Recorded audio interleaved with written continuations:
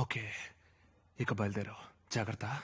వేగం నేనే, వేగం. గెలిచేది నేనే. 42 మంది ఓడిపోతారు. అందరినీ మట్టి కరిపించేస్తా.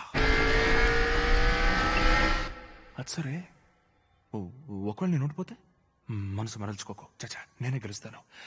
వేగం, వేగాన్ని మించిన వేగం, అమిత వేగం. నేనే లైట్నింగ్. లైట్నింగ్, నువ్వు రెడీయా? మెరుపు మెరవడానికి ఎప్పుడో రెడీ.